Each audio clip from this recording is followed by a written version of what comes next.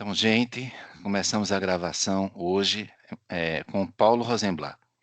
Então, Paulo Rosenblatt, procurador do Estado de Pernambuco, professor universitário, mestre pela Faculdade de Direito do Recife, na Universidade Federal de Pernambuco, é doutor pela Universidade de Londres, ou seja, uma trajetória muito relevante, né, Paulo? Paulo, muito obrigado por você ter vindo, um prazer imenso.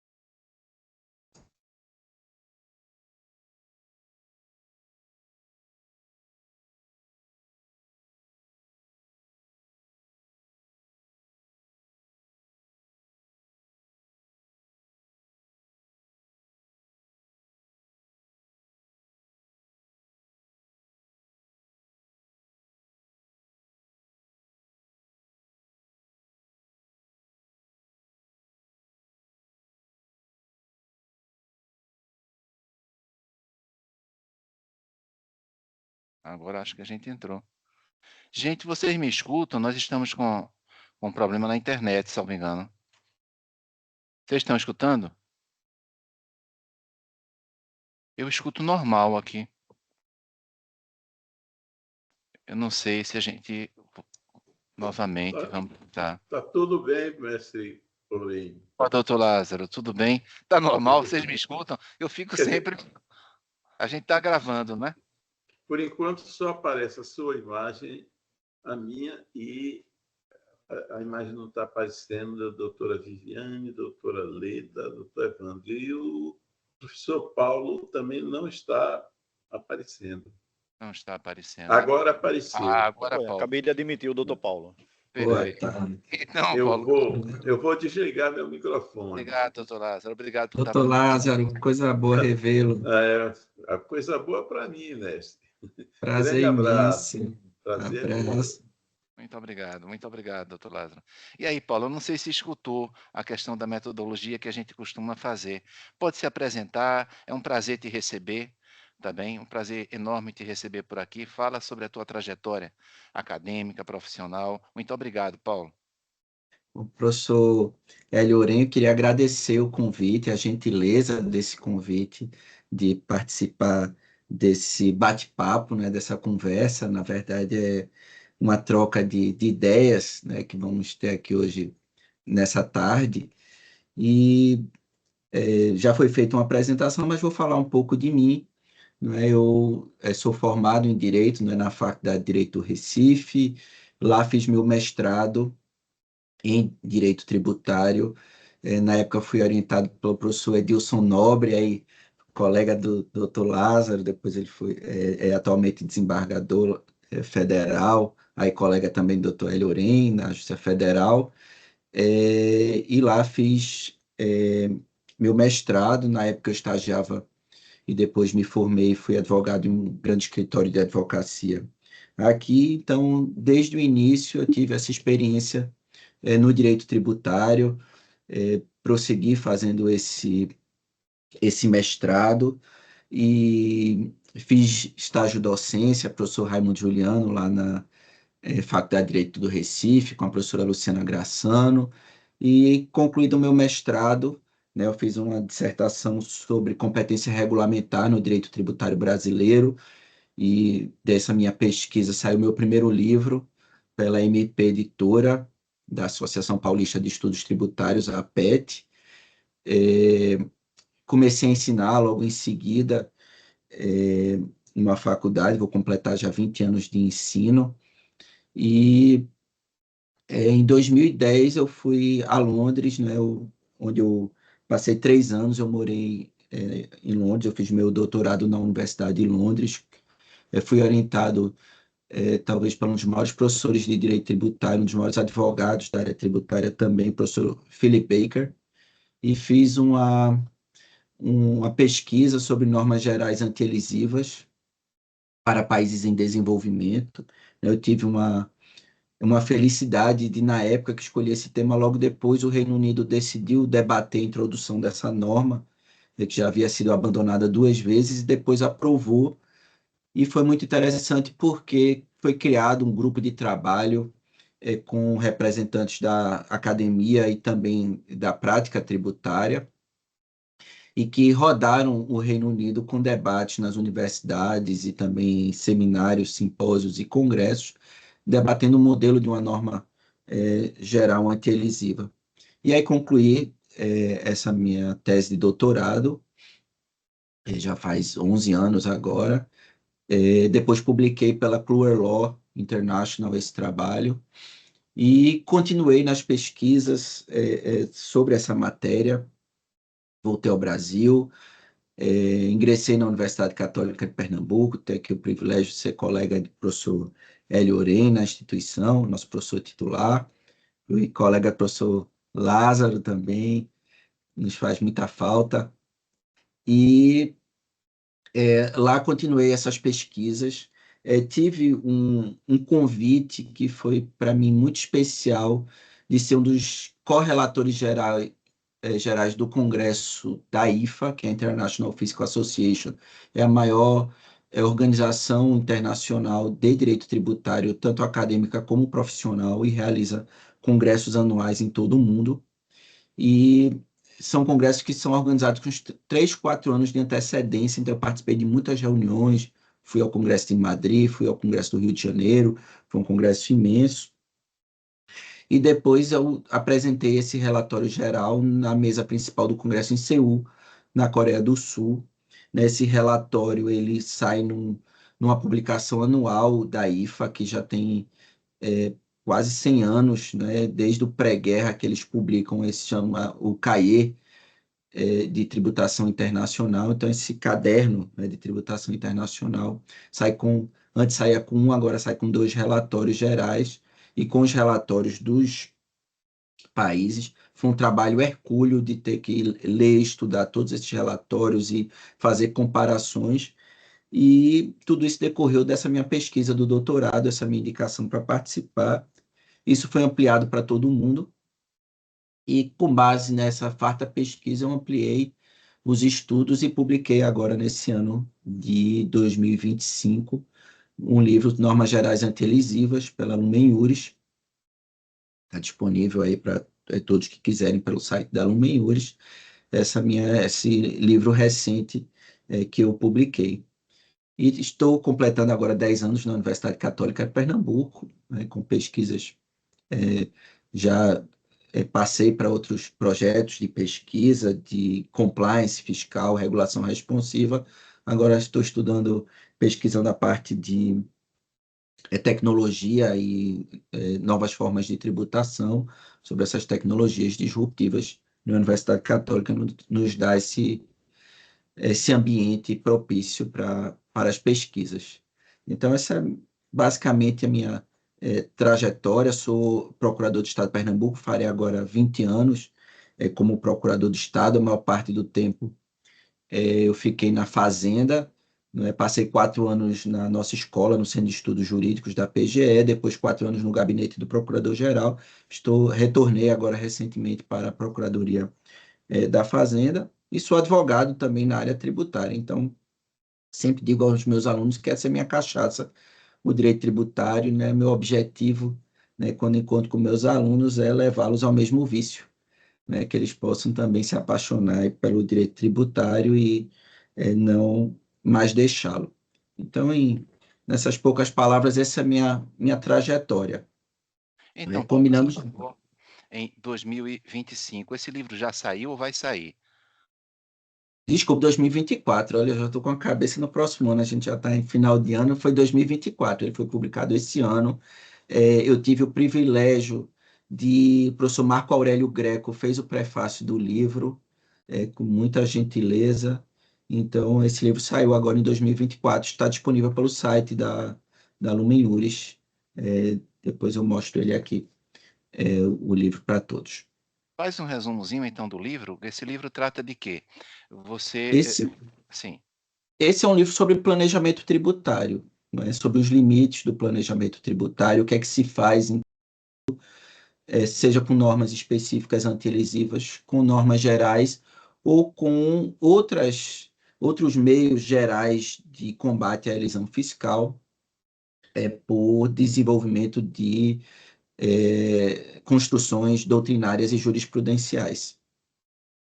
E eu faço essa análise com vários países, estudo dos Estados Unidos, a Inglaterra, a França, África do Sul, Índia. São tantos países que eu fiz essa pesquisa, tanto de doutrina como legislação, como jurisprudência. E um dos motivos pelos quais eu ampliei e acabou virando um novo livro, porque o objeto seria uma tradução do livro em inglês.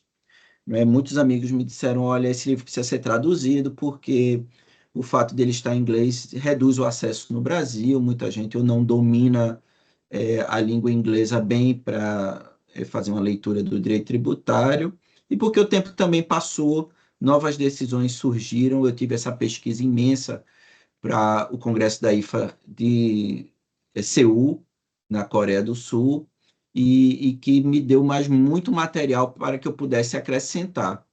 E nesse meio tempo existia uma ADIM contra o parágrafo único do artigo 116 do Código Tributário Nacional, que dormitava no Congresso, no Supremo Tribunal Federal desde 2001, que foi quando a lei foi editada. Não tinha sequer sido julgado o pedido de liminar na ADIM. E aí, finalmente, durante a pandemia, o Supremo agilizou muito os julgamentos em matéria tributária, porque fez o plenário virtual. Então, isso fez com que vários processos que estavam lá aguardando fossem julgados, e esse foi um deles. E foi um julgamento que surpreendeu muito, porque ele distou um pouco do que o Supremo tem feito. Geralmente, os julgamentos do Supremo são, concordando-se ou não com o julgamento, eles são julgamentos aprofundados sobre cada tema, cada ministro faz votos bem estudados, tem uma boa assessoria, e nós tivemos um caso julgado depois de quase 20 anos, com muito material produzido no exterior e no Brasil sobre normas gerais antielisivas e, sobretudo, sobre o parágrafo único do artigo 116, e tivemos um voto da relatora ministra Carmen Lúcia, que é um voto muito sucinto, é um voto que não desenvolve e que, infelizmente, ele nos deixou muito mais perguntas do que respostas. Infelizmente, é uma decisão que abre para maior litígio do que para soluções. Então, eu fiz um novo capítulo também para analisar essa decisão do Supremo Tribunal Federal, para criticar essa decisão, e também para criticar a própria redação do parágrafo único do artigo 116 e propor algumas ideias para produção de uma nova norma geral antielisiva para que a gente possa propor um novo modelo para que possa legislar sobre esse assunto.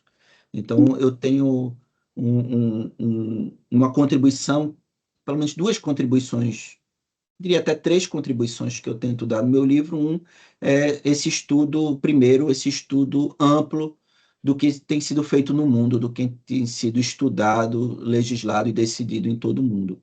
Tá? Dois, eu faço uma proposta de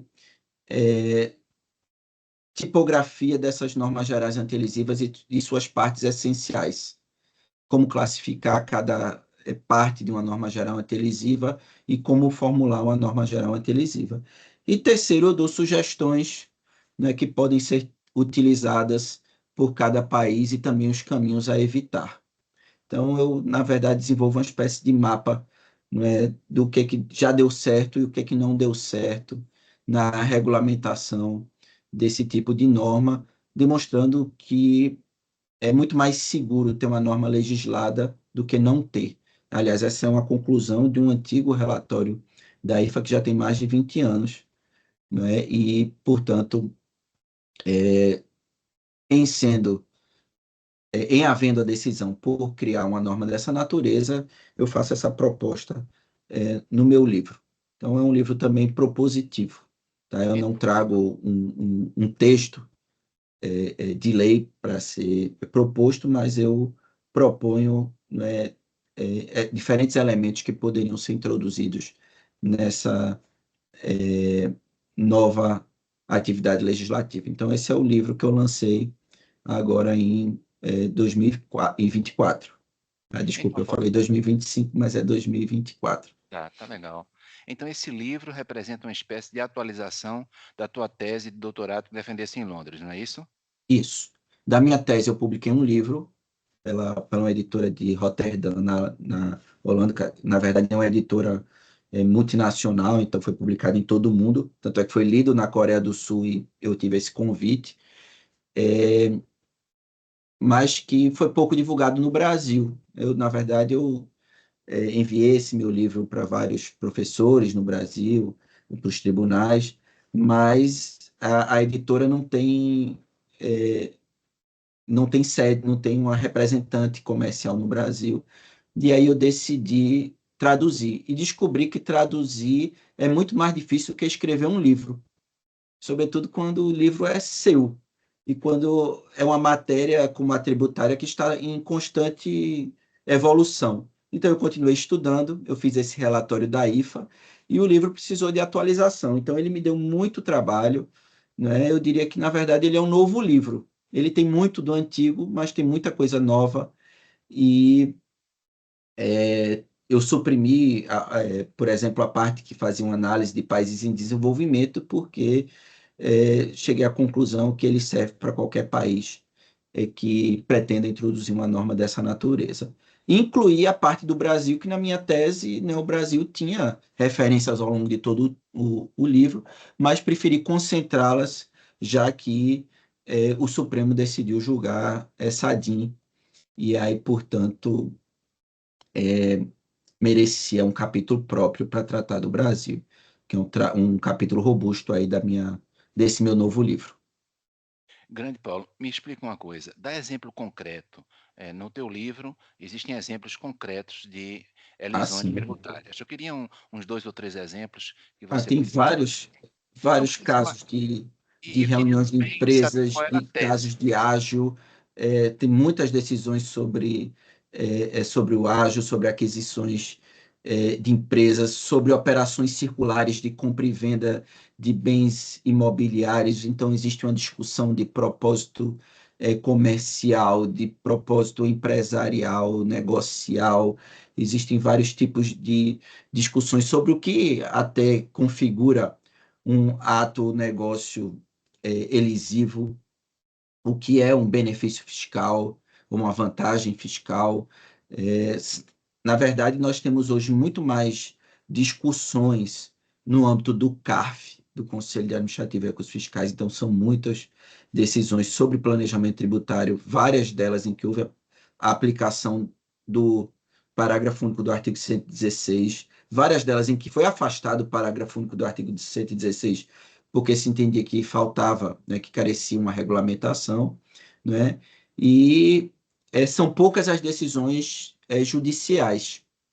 E por que são poucas as decisões sobre planejamento tributário no Brasil? Ora, porque muitos deles se sagram vencedores no âmbito do CARF, e aí isso encerra, extingue, né, os grandes autos de infração. Ora, porque no Brasil, né, dos anos 2000, do governo Fernando Henrique até hoje, nós tivemos vários casos de parcelamentos especiais com anistia, né, os casos de Refis, PAES, PAEX, que acabam sendo um grande incentivo depois de ser julgado, porque muitas empresas preferiam aderir, né, a esses programas porque iam pagar esses valores com descontos muito significativos num prazo alongado, alguns deles de 15 a 20 anos, né, com uma espécie de financiamento estatal dos planejamentos tributários.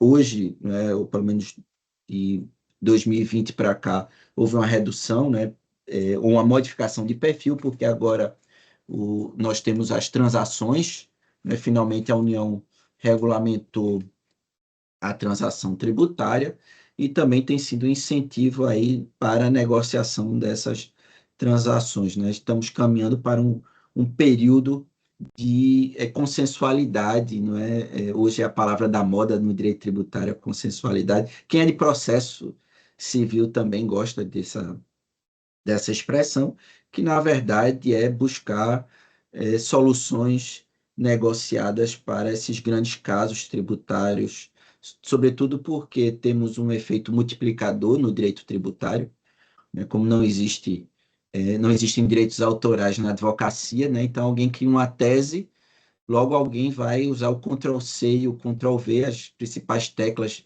dos computadores, e copiar a tese e rapidamente essas teses se multiplicam para várias empresas. E, sobretudo, porque no Brasil, né, se convencionou, depois se legislou, que nas ações de mandado de segurança não há condenação em honorários, né, o Brasil é o paraíso do litígio, né? Vale a pena litigar contra a fazenda pública, porque as custas não são tão elevadas, sobretudo na Justiça Federal.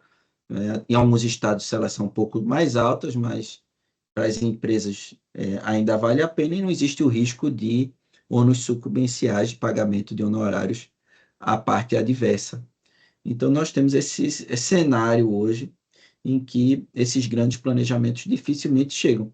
Agora, temos visto algumas decisões, o STJ decidiu recentemente sobre a aplicação do parágrafo único do artigo 116, falou em propósito negocial, que é uma doutrina que vem do direito norte-americano, o Business Purpose Test, né, que é muito controversa aqui no Brasil, no caso desse Diageo.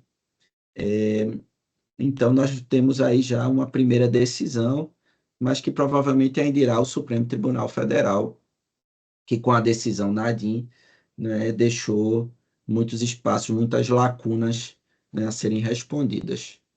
Então, temos esse problema de uma falta de regulamentação de um assunto em que todo mundo tem sido levado em consideração com muita ênfase. Né? Na União Europeia, esse é um ponto importante, nos congressos de direito internacional tributário, isso é sempre debatido, mas o Brasil já tentou regulamentar a matéria, mas 2 vezes por medidas provisórias, né? Ao meu ver, não é um instrumento adequado para um debate dessa natureza. A gente precisaria de um instrumento mais robusto, uma lei complementar, que fosse enviada para o Congresso com um regime especial para apreciação, e, infelizmente, não foi a maneira pela qual o Brasil preferiu tentar regulamentar essa questão. E depois da decisão do Supremo, esvaziou muito esse debate. Então, precisamos começar o dever de casa novamente para discutir esses grandes planejamentos tributários, né? O Brasil é um paraíso para se planejar, porque praticamente não existem limites, né? E as grandes empresas que têm grandes representantes podem criar as melhores estruturas para reduzir a carga tributária sem que isso tenha qualquer resultado prático nas atividades empresariais das empresas. Então, a gente precisa ter um debate mais aprofundado sobre isso. Enquanto não houver, todas essas empresas também seguem um risco imenso, porque o que o Supremo fez foi praticamente igualar a elisão fiscal à evasão. Isso aproxima tudo muito da fraude, e traz um risco de multas elevadas aí de 100%, 150%. Isso pode, para muitas empresas, representar um passivo, né, significativo. Então, esse meu livro traz essas grandes discussões aí. Eu também tenho vários artigos publicados sobre essas questões, sobretudo na análise de decisões do CARF. Né? Depois, quem tiver interesse, eu posso indicar alguns para leitura ou facilmente podem ser encontrados na internet. Então, Paulo, vê se eu vou falar alguma bobagem. Existe a evasão, quando há fraude, por exemplo, falsificação de documentos, né? Existe a elisão como planejamento tributário e existe uma zona cinzenta da elusão, que seria, digamos assim, a utilização de formas de maneira que não seria uma fraude, mas a manipulação de formas para tentar pagar menos tributos. Dentro desse quadro, eu vou colocar um exemplo do sistema atual e um exemplo do sistema que parece vir por aí. Eu queria que você comentasse um pouco na Emenda Constitucional 132. Então, com relação ao sistema atual, você consideraria elisão ou elusão? Ou seja, um planejamento tributário, uma manipulação de formas. O seguinte exemplo: você tem uma pessoa com um imóvel de, sei lá, 50 milhões, uma outra pessoa com dinheiro. Aí a gente abre uma sociedade, integraliza o capital com o imóvel e com o dinheiro. 6 meses depois, quem colocou o imóvel tira o dinheiro, quem colocou o dinheiro tira o imóvel.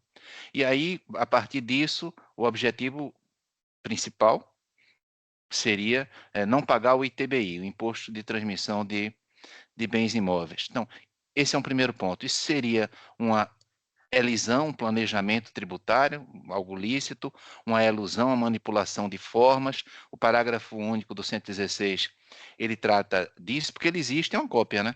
Na União Europeia, quase como uma tradução do que está aqui no Brasil. E aqui no Brasil a gente não consegue aplicar. Então, esse é um ponto que eu te colocaria. Essa questão do sistema imobiliário, isso seria elisão ou elusão. E uma outra questão que eu te repasso é de um professor que eu cheguei a convidar aqui, é o professor Vasco. O professor Vasco, ele diz, olha, o Brasil é o paraíso fiscal dos serviços.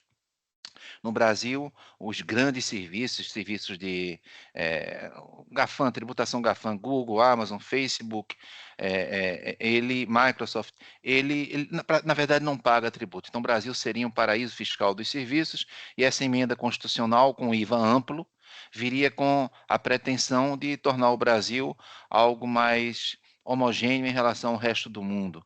E aí, o que é que tu achas com relação a essas duas situações? Lembrando, para quem não é da área tributária, mais ou menos isso: evasão, fraude; elisão, planejamento tributário; elusão, a utilização de formas para pagar menos tributos. E aí eu coloquei, está aí o Joaquim também, valeu Joaquim Lustosa. E aí, Paulo, qual seria a tua tese para deixar clara a distinção entre a elusão e a elisão? Diz aí, por favor. Na verdade, esse é outro problema terminológico grande, porque não existe um consenso doutrinário, não existe um consenso em legislação, não existe um consenso jurisprudencial, né? Saber o que é evasão, separar da elisão. Os países o Portugal usa a expressão elusão. Aqui o professor Heleno Torres gosta de elusão, mas são poucos que usam. Eu não utilizo essa expressão elusão, prefiro tratar de planejamento tributário lícito para aquele que tem consequências tributárias lícitas, isto é, aqueles que são admissíveis, né, que levarão a uma economia tributária sem qualquer sanção. Prefiro trabalhar a expressão elisão fiscal como planejamento tributário ilícito, aquele planejamento tributário para o qual a norma não foi projetada. Então, ela representa um abuso de direito, um abuso de formas, uma fraude à lei,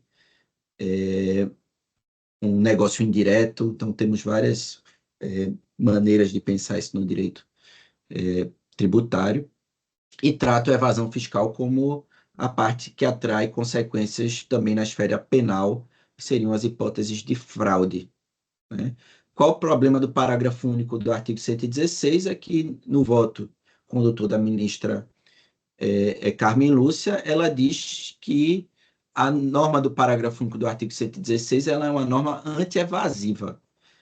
E é um voto sem muito sentido, porque já temos uma norma anti-evasiva no artigo 149 do CTN, que trata tanto do lançamento de ofício como o lançamento substitutivo de ofício. Então, tem as previsões para os casos de fraude em que pode haver um lançamento realizado de ofício substitutivo pela administração tributária. Então, ela esvaziou esse dispositivo, né? Onde fica a linha que separa um do outro? Essa é a pergunta do milhão, né? Os ingleses eles têm uma figura interessante que eles dizem que essa separação é como uma linha que se desenha na areia da praia, né? Então eu separo a elisão da evasão, mas aí vem a água do mar e passa por cima dessa linha e apaga a linha. É preciso desenhar uma nova linha. Por quê? Porque o contribuinte ele tem, né, várias possibilidades de replanejar, de ter alguém para pensar um novo planejamento. Então, toda vez que se traça uma linha, o contribuinte vai planejar em cima dessa linha. Essa é uma linha, portanto, móvel, né? Usar essas metáforas, né, nos ajudam a pensar, mas mostram como é um problema definitório difícil, né? Teve um ministro das Finanças inglês que disse que o que separa, né, a elisão da evasão, né, é uma parede da grossura da parede da prisão, né? O que está dentro da prisão é evasão, o que está fora é elisão, né? Também ajuda a pensar como consequência, mas não nos ajuda a definir casos concretos.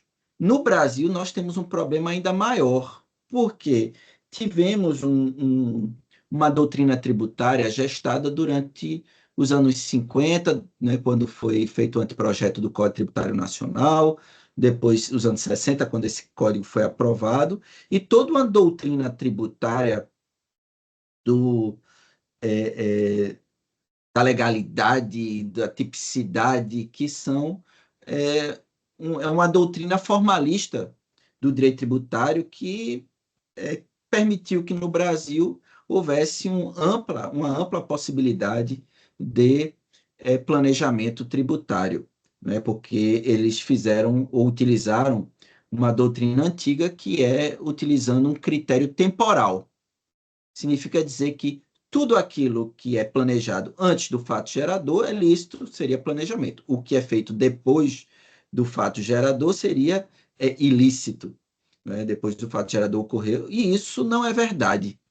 Primeiro porque eu posso planejar algo que é ilícito, eu posso falsificar um documento antes do fato gerador ocorrer, eu posso ter uma atuação que se enquadra como crime contra a ordem tributária antes mesmo do fato gerador ser realizado. E eu posso ter um planejamento pós-fato gerador que é lícito, né? O tributo seria pago, mas eu faço um planejamento pelo qual eu passo a ter direito a deduções, a compensações, a exclusões, sobretudo quando se trata, por exemplo, de imposto sobre a renda, ou mesmo em matéria de ICMS, que amplia minhas possibilidades de crédito. Então, isso tudo pode ser feito, né? E esses critérios, né, temporais que distinguem o que é lícito ou ilícito, eles já não são utilizados em outros países. E aqui no Brasil, né, a gente ainda está um pouco agarrado com o passado. Então, precisamos repensar essa forma de entender a elisão da evasão. É preciso saber buscar aí um propósito normativo, tentar interpretar a legislação de acordo com os fatos que forem realizados, né? Os ingleses dizem que os fatos têm que ser interpretados realisticamente, né? A gente precisa fazer, talvez, o mesmo nos casos de planejamento tributário aqui no Brasil. E você me perguntou sobre a reforma tributária, né? Eu tenho um certo cuidado quando nós apresentamos fórmulas novas e que são mágicas, que vão resolver todos os problemas. Não é? Então, a reforma tem sido anunciada aí dizendo, olha, vai acabar a guerra fiscal. Bom, ela pode acabar com alguns tipos de guerra fiscal. Olha, os entes da federação não vão poder dar incentivos em matéria de IBS. Então, logo vai acabar a guerra fiscal. Essa é uma ilusão, porque eles vão procurar outros meios de competir, inclusive se utilizando de meios tributários. Não é? Dentro daquilo que eles puderem, eu não tenho dúvida de que também os entes da federação terão criatividade suficiente para tentar aumentar a arrecadação, competindo uns com os outros. Não é? Vai acabar alguns tipos também de debates, saber se Crocs é um sapato ou uma sandália, para fins de saber na seletividade, não é? Determinada seletividade, no caso do IPI ou do ICMS, qual é a alíquota aplicável, mas isso vai acabar com o IBS. Mas vamos ter outros problemas também. Né? A não cumulatividade tem problemas. Definir o que é que vai ser passível de compensação ou não é um problema. Não é? Houve uma promessa com a reforma tributária que haveria uma não cumulatividade plena. Porém, se você for ler tanto a emenda 132 quanto o projeto de lei complementar 68 de 2024, né, que vai regulamentar, ela é uma não cumulatividade plena, pero não mútil, porque tem tantas exceções, tantas possibilidades de restrição dessa não cumulatividade por norma infraconstitucional, que isso vai dar debate. Né? Então, a ideia de que por meio da legislação vai se afastar o litígio ou se vai impedir o planejamento tributário, essa, ao meu ver, é um canto da sereia. Tá? Veja, o que seria dos tributaristas, né, se houvesse essa fórmula mágica, né? Não pode-se mais fazer planejamento tributário. Não teriam tantos alunos aqui estudando direito tributário, advogando na área tributária, porque teria fechado a torneira. O direito tributário ele é um pouco como o desenho do Tom e do Jerry. Foi da nossa época, professor Hélio. Né? Acho que muitos alunos que estão assistindo aqui essa live talvez não tenham visto, não é o desenho do Tom e Jerry, mas ele talvez tenha ainda passando aí nos canais TV Pago, podem ver no YouTube. Mas o desenho do Tom e Jerry é basicamente um gato que corre atrás do rato. Né? O gato corre atrás do rato, o rato entra dentro de um buraco numa parede que ele encontra para não ser pego pelo gato. O gato, então, vai buscar uma forma de fazer com que o rato saia de dentro do buraco para que ele possa pegar o buraco. Então, ele vai encontrar maneiras ou de colocar água dentro do buraco para forçá-lo a sair, ou um barulho, ou qualquer outro instrumento, né, que ele vai introduzir nesse buraco na parede para o rato sair. Finalmente, o rato sai, mas encontra outro buraco. Então, o planejamento tributário, na verdade, é esse gato que corre atrás do rato a todo momento. Né? Se tapa um buraco aqui, ele vai encontrar outro. Então, na verdade, esse é um movimento contínuo de busca, né, de alternativas. Né? O contribuinte sempre vai buscar uma redução da carga tributária, porque o tributo nada mais é, do ponto de vista empresarial, do que custo. Então, uma atividade empresarial, diante de uma Constituição que consagra a plena liberdade negocial, a liberdade empresarial, a liberdade de concorrência, né? O empresário eficiente é aquele que vai reduzir os seus custos, seja o custo de produção, seja o custo os custos trabalhistas, né? Seja o custo tributário. Né? Não é por outra razão que ele encontra novas formas de remunerar e de atrair os melhores empregados, mas também ele busca, né, remunerar de uma maneira que vai pagar menos. Né? Então, por exemplo, uma das grandes discussões hoje é a remuneração pelo stock option.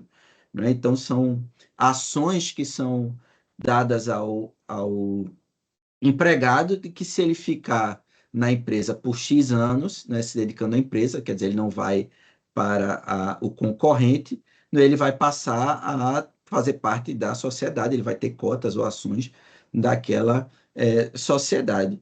E aí a discussão é, né, como é que tributa isso? Em que momento se realiza, não é, o ganho, né, para fins de imposto de renda, a disponibilidade econômica ou jurídica? É no momento que ele entrega essas ações ou só daqui a, sei lá, 10 anos, quando aquelas ações tiverem realmente na esfera patrimonial do empregado? É nesse momento que ele vai poder ter a disponibilidade econômica ou jurídica, ou foi no momento que ele recebeu? Ou é no momento que ele resgata, vende essas ações, transfere essas ações? Né? Então, em que momento?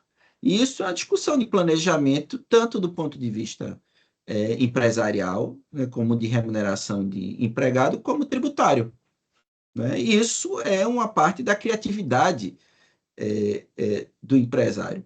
Né? Agora, a linha que separa o lícito do ilícito, esse é um grande debate. É aí onde está a grande discussão, onde está a beleza do direito tributário. Não é quem diz que o direito tributário é árido, que o direito tributário não seria um preto e branco. Na verdade, nós temos aí, não posso dizer 40 tons de cinza, não, porque temos todas as cores aí do aspecto de um arco-íris aí, dá para discutir e pensar o direito tributário dentro de um Estado democrático de direito, como essa relação entre o contribuinte e o Estado, né, para se chegar a uma tributação justa, mas que vai ser sempre uma relação em constante transformação. Então, Paulo, eu perguntaria, você falou sobre o princípio da neutralidade, né? Aí o professor também Vasco chegou aqui e disse, olha, na Europa, quando alguém vai comprar um bem e pode escolher entre aquele que paga o IVA e aquele que não paga, ele vai escolher aquele que paga o IVA porque ele vai se creditar. Então ele vai se creditar e para ele é uma vantagem comprar de quem paga o IVA e não de quem não paga o IVA. Só que aqui no Brasil a gente tem um problema, a gente tem uma sonegação muito alta, né? Então, pelos números do ENAD, a gente pode reduzir a carga tributária individual em 28%, mantendo a carga tributária geral. E aí parece que essa reforma constitucional está querendo que aquele que compra fiscalize aquele que vende para, de fato, só diante o efetivo pagamento por aquele que vendeu do IVA ele se creditar. O que é que tu achas? Isso destoa um pouco das normas mundiais, né? Mas o Brasil também destoa com a sonegação muito alta. Será que deveria realmente ser dado esse ônus para a pessoa se creditar, o ônus da fiscalização de quem vendeu, para que efetivamente aquela pessoa tenha pago aquele valor? O que é que tu achas? Ou esse ônus que está sendo dado no Brasil é excessivo? Então, vamos lá. Primeira coisa é que houve, né, primeiro, a introdução da neutralidade como um princípio, né, lá no artigo 145, ele agora é um princípio tributário, especialmente aplicável ao IBS. Acontece que nem shampoo de neném é neutro. Então, se você for olhar a fórmula, né, o pH de um shampoo infantil, ele não é neutro. Né? Nada é neutro. Né? O que é que se entende por neutralidade? Não é que as decisões negociais, as decisões empresariais não sejam regidas por questões tributárias, mas sim por questões de eficiência. Que eu aloque a riqueza, que eu aloque os meus recursos onde for mais eficiente. Eu não vou alocar em algo porque há um benefício tributário, porque as regras tributárias me induzem naquele sentido. Né? Isso, exceto aqueles casos de extrafiscalidade que o sistema permite, os casos de para a proteção do meio ambiente ou para as questões de saúde. Isso ficou muito claro agora com o novo imposto seletivo, criado também com a reforma da emenda 132 de 2023, mas o próprio IBS, ele não é neutro, porque a quantidade de exceções é muito grande. Não é? Veja que a quantidade de previsões de regimes especiais, regimes favorecidos, com isenção, com redução de base de cálculo, com redução de alíquota, a cesta básica nacional, a previsão de quais as atividades econômicas terão tratamento diferenciado, né? Na Constituição chega ao cúmulo de ter detalhado quais são cada uma dessas atividades. Até parque de diversão, né? Parque temático, está lá previsto para ter um regime temático diferenciado. Qual é o problema aqui? É porque nós sempre tivemos, né, uma tributação diferente do consumo de bens, né, de mercadorias, de produtos, não é, com alíquotas seletivas e bastante diferenciadas, não é, no Brasil, seja pelo ICMS, se fosse pelo IPI, por PIS e COFINS, e uma tributação mais reduzida do ISS para o caso da prestação de serviço, porque a alíquota vai de 2% a 5%, né, se adicionar também PIS e COFINS. E se você considerar que boa parte dos prestadores de serviço no Brasil está ou no simples ou no lucro presumido, né, nós temos uma tributação, né, que às vezes não passa de 10%, 11%, às vezes menos do que isso, para os prestadores de serviço. E a grande preocupação é isso subir para uma alíquota que está se prevendo algo entre 29% e 30%. Né? Então, houve uma gritaria muito grande, né? Imagine quem tem filho na escola, não é que sobre a mensalidade existe hoje, né, uma alíquota que varia entre 2% e 5%, e de uma hora para outra tem um aumento de mais 25% para chegar aos 30%. Né? Um aumento de um quarto de uma mensalidade escolar ou de uma prestação de serviço qualquer. E aí o professor Vasco falou, olha, as pessoas às vezes preferem, vai ter uma fiscalização porque o próprio consumidor vai querer, ou o adquirente vai querer porque vai poder compensar, mas perceba que o prestador de serviço tem pouco a compensar. É diferente de um produtor que tem os seus insumos materiais intermediários, embalagem, ou comerciante, imagine um varejista que tem toda uma atividade de vários meios para compensar, com transporte, com seguro de frete. Né? Um prestador de serviço ele vai compensar o quê? Imagine quem for aqui advogado. Né? O que é que você compensa? Qual é o seu custo? Né? Você tem um custo com a sala, talvez com aluguel, tem com energia, com água, com cada vez menos com impressora e papel, o PJE hoje, né, é eletrônico, né? E aí você compensa com o quê? Com estagiário, com uma secretária, né? Combustível, né? Um telefone. Então, tem pouco a compensar. E se você considerar que a emenda reduz a possibilidade de compensação de itens de bens de uso e consumo, a depender do que ele considere uso e consumo, que, por exemplo, ele pode considerar que meu celular é de uso pessoal, embora eu utilize no meu trabalho. Né? Então, eu não posso compensar a minha conta de telefone, por exemplo, celular. Né? Isso pode vir com a regulamentação da reforma. Então, um prestador de serviço, né, a não cumulatividade para ele não é a mesma daquele que está no comércio de bens e de produtos. Né? Vai ter menos aquilo que compensar. Então, ela é menos vantajosa. Se a alíquota é a mesma, né, eu estou transferindo, na verdade, né, o peso da carga tributária da indústria, do comércio, para o prestador de serviço. Né? Como a gente passou por um processo, pelo menos na última década, de forte desindustrialização no Brasil, né? E um dos fatores também que pesam na indústria é a carga tributária.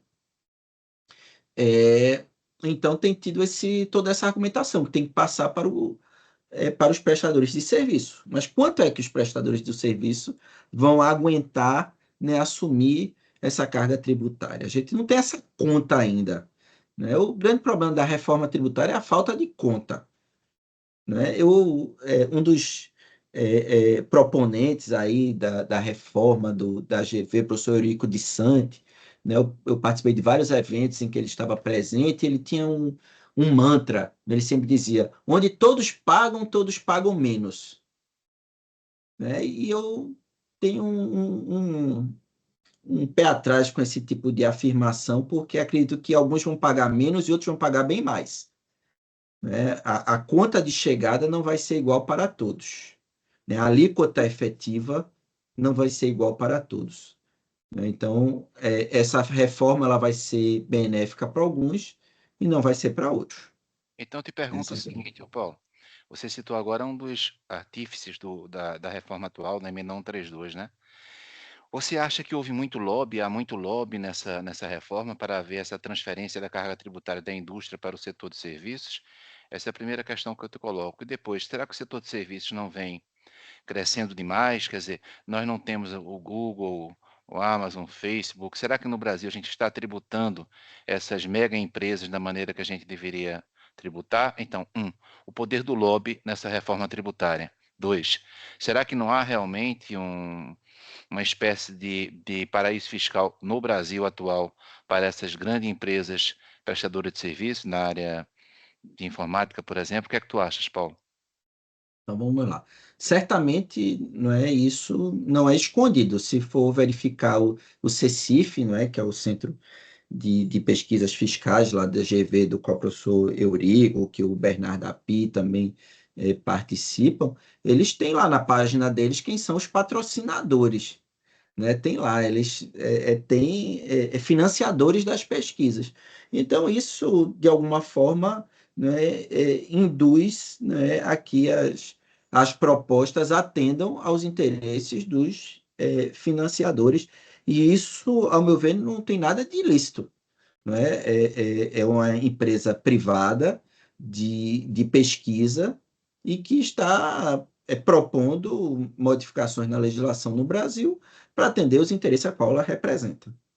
Tá? E não me parece que pode isso não vir explicitamente no discurso, mas fica muito claro. Mas veja, na discussão da reforma, não é, a proposta do CECIF era ter uma alíquota única para todo mundo, né? Ficar mais próximo do que se tem na União Europeia, que são pouquíssimas alíquotas, pouquíssimas isenções, né? Só que o nosso país é diferente da União Europeia, tem uma desigualdade imensa e tem um histórico de subtributação do serviço muito grande. Então, a gente, na verdade, é um salto muito grande sair do que a gente tem no ISS para um IBS. Então, ao meu ver, nós temos aí um problema. E veja, houve o lobby inverso. Até o lobby da advocacia mesmo. A advocacia conseguiu aí emplacar um regime especial na reforma tributária. Todo mundo foi lá fazer pressão no Congresso e não à toa tem tantas exceções, não é, à alíquota padrão que vai haver no IBS, não é? Sobre as grandes empresas multinacionais de tecnologia, certamente elas têm seus interesses no Brasil, né? Elas pagam, sobretudo aquelas que trabalham com streaming, depois que lei complementar modificou a lei complementar do ISS para dizer que streaming é serviço, né? Elas pagam uma alíquota de serviço, né? Também paga PIS e COFINS, mas tem outros problemas, né? Tem questões de preço de transferência, tem a questão de tributação da renda. Nós temos uma consideração, isso é serviço, não é serviço, é um serviço sem transferência de tecnologia, isso entra nos tratados dos quais o Brasil faz parte. Então, certamente elas são subtributadas, mas não são só aqui. Vejo que na União Europeia, né, eles estão lá discutindo, né, a França dizendo que vai tributar tem um imposto chamado GAFAM para tributar os lucros excessivos dessas empresas, porque elas não deixam, no final das contas, fazem tantos planejamentos tributários ou se utilizam de paraísos fiscais, de rotas que passam por Amsterdã, pela Irlanda, pelas Ilhas Virgens Britânicas, enfim, Ilhas Maurício na Índia. Tudo isso para quê?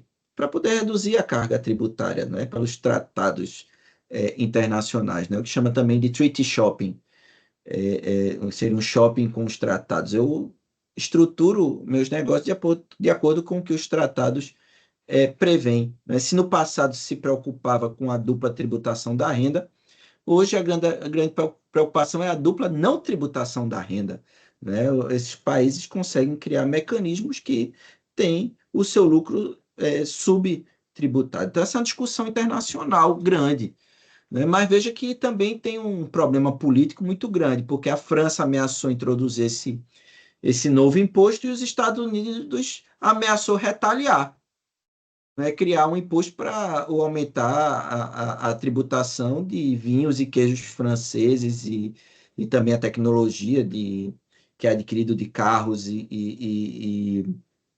é, sei lá, máquinas francesas que são adquiridas nos Estados Unidos, né? Enfim, esse é um problema que ultrapassa a mera questão tributária, né? Esse é um problema global. E, né, o IBS, ele, se por um lado vai permitir uma tributação maior, igualando o serviço e produto, né, não tem exceção para essas grandes empresas, né, também vão surgir outros problemas, porque ela permite a tributação de direitos, então cessão de uso por exemplo, de aplicativos, de licenças de software de informática, tudo isso vai poder ser tributado pelo IBS. Mas vai surgir sempre uma discussão, né, dos limites de planejamentos a respeito disso, né? Antigamente, como é que a gente adquiria um programa de computador? Você tinha que comprar um disquete, depois virou um CD e depois um DVD, e você encaixava no seu computador, baixava aquilo ali. Então, você tinha um suporte físico, não é? Com a mudança da tecnologia, e aquilo estava sujeito ao ICMS, porque eu tinha um corpus mecânico, né, disse o Supremo Tribunal Federal. Só que o Supremo ele é tardio. Daqui que ele discuta a natureza jurídica do negócio, já mudou a tecnologia, passou a ser em nuvem. Hoje ninguém mais baixa, compra é, um, um CD, um DVD para poder usar um programa Word ou qualquer outro, um Excel, por exemplo, ou qualquer outro programa, né? Tem uma seção de licença de uso. Isso é o quê? Esse é um negócio jurídico do direito civil típico, mas que o direito tributário tem uma dificuldade em considerar. O IBS já leva isso em consideração, né? Ao permitir a tributação de direito, né? O fato de ser corpóreo, né? Essa distinção entre corpóreo e incorpóreo, ela vai perder o debate. Mas, enfim, são discussões que sempre vão ressurgir, né? Por quê? Se a seção de direito vai ser tributado, vão criar um novo negócio jurídico pelo qual as pessoas vão poder ter acesso a essa tecnologia. Porque hoje é o streaming. Amanhã o streaming pode estar ultrapassado, né? Qual o problema do streaming? Né? Porque nós tratamos como serviço algo que não é um serviço, porque o serviço é de comunicação.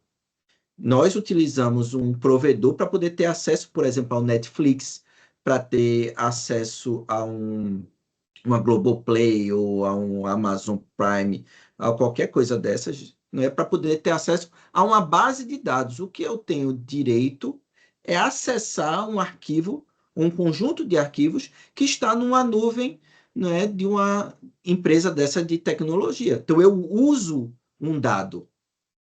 Então, usar um dado é um serviço, né? O Supremo antes tinha um conceito de serviço, que era uma obrigação de fazer. Não tinha obrigação de fazer nenhuma. O Supremo se apercebeu que aquela definição dele foi uma definição que engessou no tempo e que era problemática e resolveu abrir.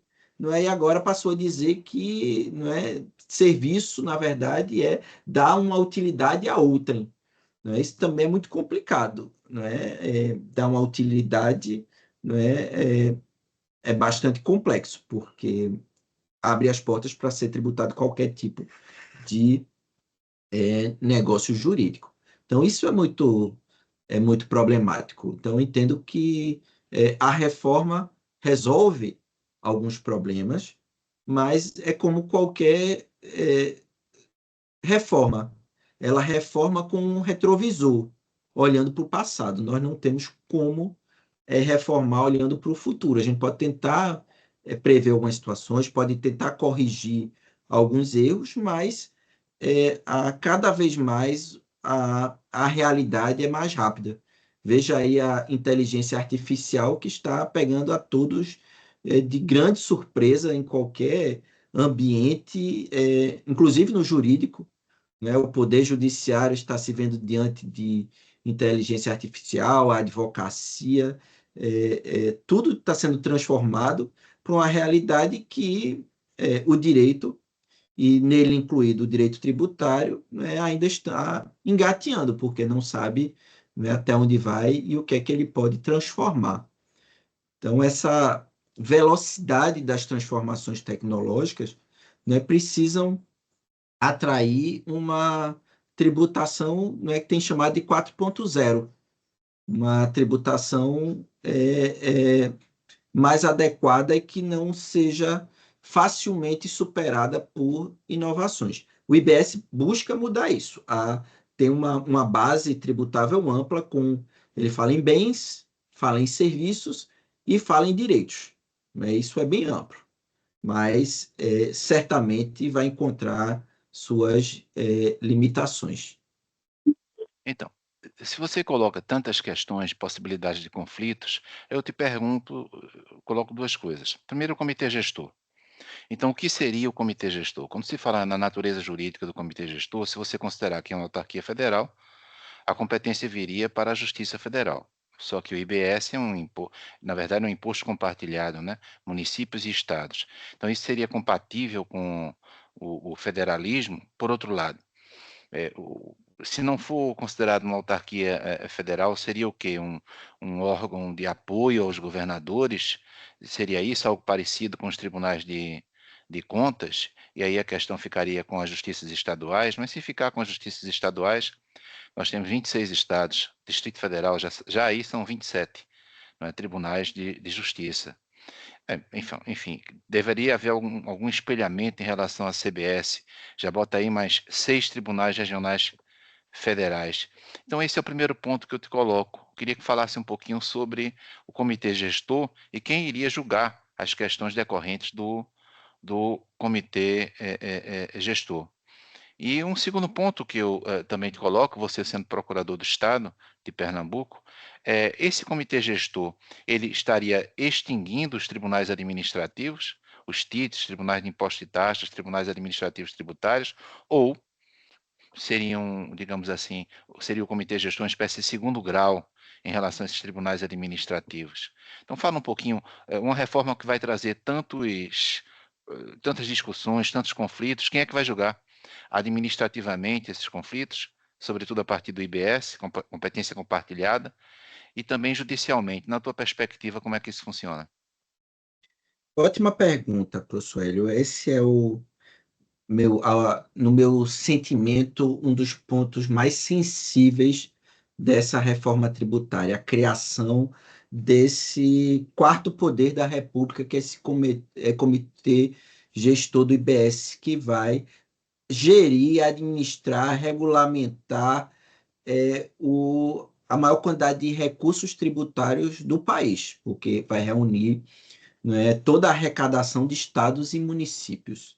Então, vamos ter aí um super órgão, né? Tem um projeto de lei complementar que é o 190 de 2023 que está tramitando, né, no Congresso Nacional para regulamentar esse IBS, né? Então, o primeiro ponto eu entendo que existe aí um problema grave federativo. Primeiro que chamar o imposto de imposto de competência compartilhada de estados e municípios, no meu entendimento, é um eufemismo. Porque quem é que vai regular, quem institui esse imposto? É a União Federal. Eu sempre aprendi em direito tributário, né, todos nós, né, quem somos discípulos aí do professor José Souto Maior Borges, né, o grande professor Souto, tão saudoso professor Souto, né, o tributo ele é compreendido a partir da competência. Ora, se quem tem competência para legislar sobre o IBS é a União Federal, esse é o imposto federal. Ora, se o produto da arrecadação dele vai para estados e municípios, essa é uma outra questão. Se estados e municípios vão ter representação no comitê gestor, essa é uma outra questão, mas ele é um comitê federal. Então, eu entendo o IBS como um novo imposto federal, como tem, por exemplo, na Alemanha, né? A Alemanha, o imposto sobre o consumo, ele é dos estados, mas ele é também de regulamentação, legislação federalizada. Na Austrália, assim, também, não é? Há muita diferença entre a Austrália e a Alemanha, mas, enfim, são esses modelos de tributação. Então, na verdade, estados e municípios abriram mão da principal fonte de arrecadação, da sua principal competência tributária, né? E competência nada mais é do que a medida do poder de tributar. Portanto, eles perderam poder de tributar, né, por uma promessa aí de racionalidade, de neutralidade, de modernidade, de redução de litigiosidade, que vamos ver se isso realmente vai acontecer. Eu tenho minhas várias dúvidas a esse respeito. E aí esse superórgão vai, primeiro, a previsão é de que todo o contencioso administrativo tributário seja realizado pelo próprio comitê gestor do IBS, então ele vai sair dos contenciosos administrativos de estados e municípios, e a tendência é realmente esvaziar, né, esses tribunais administrativos tributários estaduais e municipais. Não é? Esses conselhos administrativos, né? Em alguns lugares se chama de tribunal, outros de conselho, não é? É só uma forma de denominação diferente, mas certamente vai haver um esvaziamento. É um esvaziamento lento, porque o estoque de processos de ICMS e de ISS é imenso. Então, mesmo de que em 2033, né, sejam os últimos fatos geradores do ICMS, considere aí o prazo de decadência, né, mais 5 anos para lançar, a gente vai até 2038 com lançamentos de ICMS e de ISS. Então, coloque aí mais 10, 15 anos de processo administrativo tributário. Né? Esses tribunais administrativos, portanto, vão ter o que fazer aí até, sei lá, quase 2050. Então, eles não vão morrer assim, mas vão sendo esvaziados. E me parece que esse pessoal vai ser aproveitado pelo comitê gestor do IBS. Né? O pessoal vai ser utilizado, né? Vão ser os estados e municípios vão indicar representantes para esse novo processo administrativo tributário no âmbito do IBS, tanto da parte de gestão como na parte de julgamento. Né? Então, esses tribunais vão, com o tempo, irem perdendo sua força e eles vão migrar aos poucos como um pessoal transferido ou emprestado, cedido para esse comitê gestor do IBS. Para nós, das Procuradorias do Estado, né, tem havido um debate muito grande da nossa participação, da representação das procuradorias nesse órgão, porque num texto original, né, na proposta original, as procuradorias não tinham apoio e elas têm atuado, né, na sua representação associativa nacional para ampliar, né, a participação das procuradorias, tanto no contencioso quanto na parte de uniformização de legislação e de jurisprudência administrativa. E tem tido toda uma discussão aí, porque a ideia de que o IBS, a parte do contencioso judicial, passe para a Justiça Federal. Então, o IBS, embora seja um imposto que é de interesse de estados e municípios, ele é um imposto nacionalizado e a lide vai ser decidida aí pelo senhor aí, professor Hélio Oren, vai julgar os primeiros processos aí, né, no início aí de 2034, 2035, aí sobre o IBS, né, vai ser decidido aí. E tanto a emenda constitucional como a lei complementar diz que as procuradorias vão, inclusive, né, atuar de forma coparticipativa nesses processos. Né? Veja que questão também problemática aqui eu ter um órgão federal que vai intervir na minha atribuição constitucional, né, que atribui ao Estado de Pernambuco, né, as minhas funções como procurador, tem uma lei complementar estadual, o professor Hélio Oren foi da primeira formação aí como procurador de Estado, né, foi colega aí no primeiro concurso, né? E sabe bem que a gente tem uma lei complementar estadual que rege nossas funções. E aí, de repente, eu vou ter uma lei complementar federal que vai dizer como eu devo atuar nos processos. Né? E quando os estados tiverem interesses conflitantes, o que é que vai acontecer? Porque, vejam, o Brasil é um país de dimensões continentais. É um país em que há diferenças regionais imensas.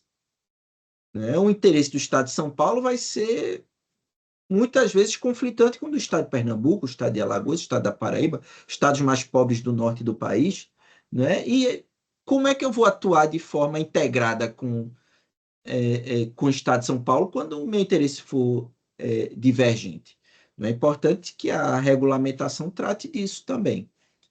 Né? São questões do processo administrativo que têm sido bastante debatidos. Eu tive recentemente no Congresso da Associação Brasileira de Direito Tributário e assisti um painel sobre o forma e era a professora, se não me engano, Isabel Dese, professor Heleno Torres, quem mais estava?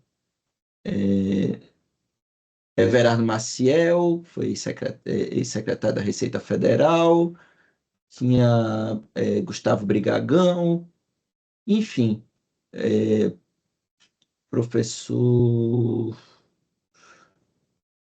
Bom, daqui a pouco eu me lembro quem eram os outros que estavam na mesa, mas foi um debate e teve uma parte do painel que discutiu a parte do contencioso.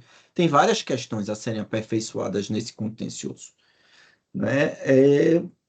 Mas, por O fato exemplo, é que nós. Paulo, por exemplo, veja bem, nesse comitê gestor a gente tem 27 representantes dos estados, até que vai bem, 26 estados mais o Distrito Federal, mas a gente tem o quê? 5.600 municípios aproximadamente, com 27 representantes dos municípios.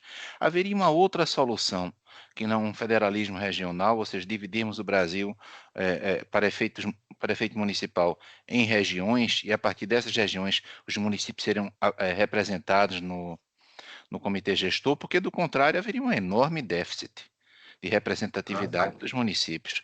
Como é que a gente conseguiria resolver um problema desta ordem? Lembrando de que o Brasil é uma federação onde os municípios fazem parte dela. Então, se os senados podem representar os estados, nem sempre o Senado representa o Estado, né? Nos Estados Unidos, há Senado que não representa o Estado. Mas se no Brasil o Senado representa o Estado, quem representaria os municípios? Então, seria uma hipótese para nós regionalizarmos a federação? Qual seria a alternativa para, pelo menos, reduzir o déficit de representatividade dos municípios, que no Brasil são extremamente assimétricos? Municípios, cerca de 200 municípios com receita própria, né? Municípios que têm ISS, municípios que têm ITBI, municípios que têm IPTU, mas a maior parte não tem. Vive de repasse atualmente, vive de repasse de ICMS e repasse de IPI e de IR através do FPM. Então, como é que seria isso na tua perspectiva? Como seria darmos representatividade aos municípios com só 27 vagas para participar desse comitê gestor? Eu penso que não são só os municípios que têm um problema, porque, veja, mesmo para os estados, em que eles vão estar representados, os 26 estados do Distrito Federal, é só uma parte das vagas. Porque primeiro se deu uma quantidade de vagas de representação por estado, depois a outra parte de representação ela passou a depender da população de cada estado. Então, isso desloca, né, o eixo do poder para os estados mais populosos e mais ricos do país, que são os estados de São Paulo, Minas Gerais, Rio de Janeiro, Paraná, né, que são os estados onde tem uma maior riqueza e, portanto, também maior concentração de poder. No caso dos municípios, eles vão eleger representantes, porque existe um número, né, eles vão ter que alternar essa representação. Né? A emenda constitucional foi muito sucinta, isso vai ficar aí para essa lei complementar, né, que vem do PLP 190. Mas concordo que vai haver certamente uma subrepresentação. Não é, na verdade, o ISS também ele é muito concentrado no Brasil. Né? Então, os municípios também não têm essa preocupação toda, porque boa parte dos municípios no Brasil vivem de repasse de tributos de terceiros, isto é, participação no imposto de renda, participação no IPI, participação no ICMS. Boa parte dos municípios não tem arrecadação própria. E se observar também que a lei complementar diz que, no caso do ISS, o serviço se considera ocorrido no local do estabelecimento prestador, eu tenho uma concentração no país.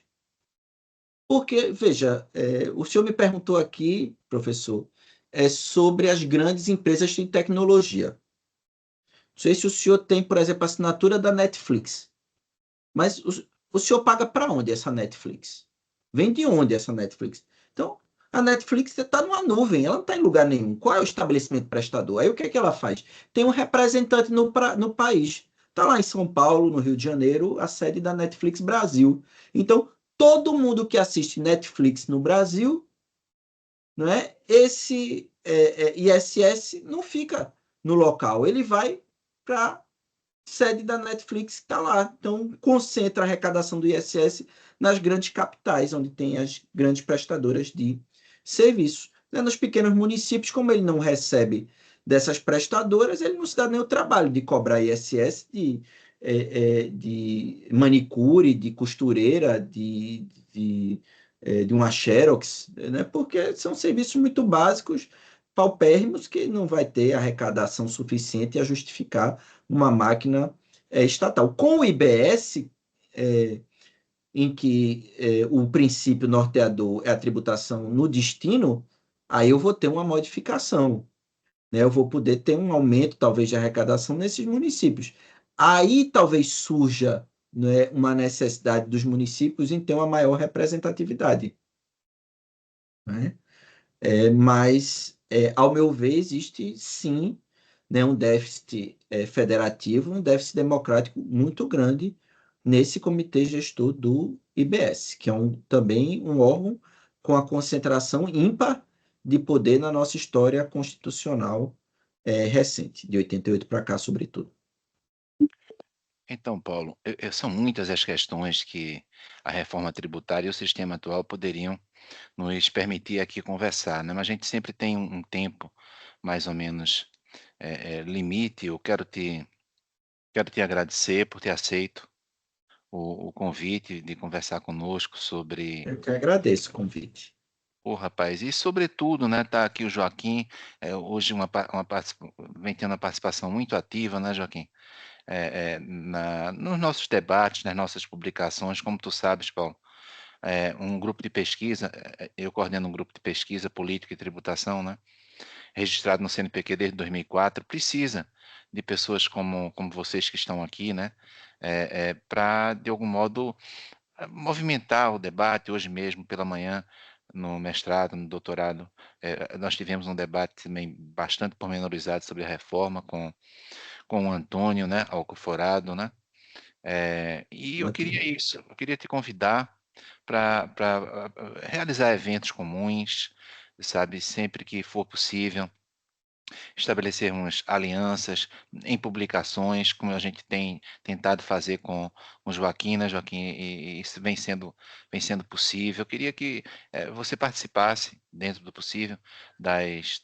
Claro, eu sei que você tem muitas atividades, é advogado, é procurador, é professor, mas dentro do possível participasse das atividades dos nossos eventos, né, que a gente sempre realiza nas terças-feiras, eventuais seminários, congressos, a gente fazer em conjunto e também publicações, né? E dentro do Isso é um possível, prazer. eu te agradeço por isso. Com certeza, novos convites eu farei e fico feliz por você já haver aceito esse primeiro convite. Né? Tô vendo Muito aqui, honrado em participar. obrigado, Paulo. Muito Não sei se, obrigado. não sei se Joaquim quer falar alguma coisa, Joaquim. Estás ouvindo, Joaquim? Se quiser falar, abre o microfone, rapaz. Está fechado o microfone.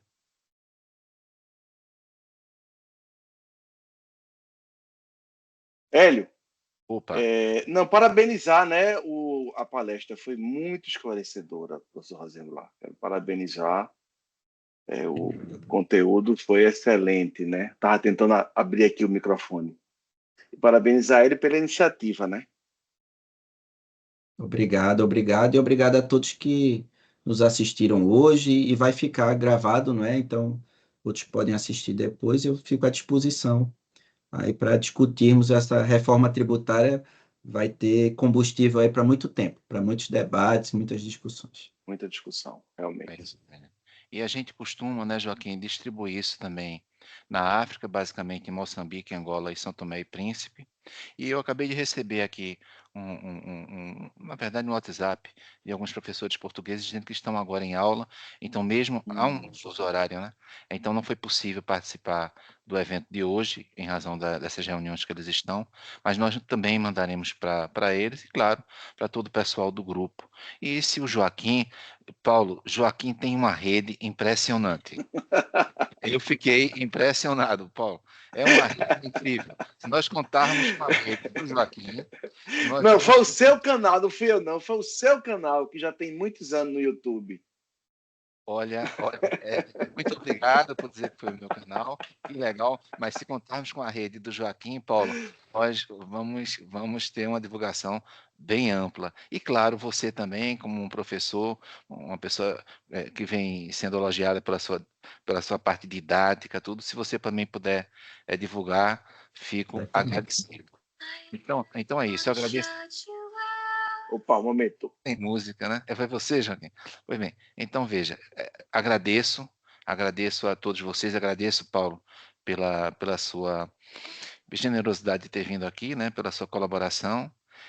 E basicamente é isso. Muito obrigado, gente. A gente vai gravar, a gente está gravando. Eu vou terminar a gravação agora, vou baixar a gravação agora. Eu vou continuar aqui, porque tem uma aluna do mestrado, uma orientanda do mestrado, que eu tenho que conversar um pouquinho mais com ela, mas vou parar agora a nossa gravação, tá bom, gente?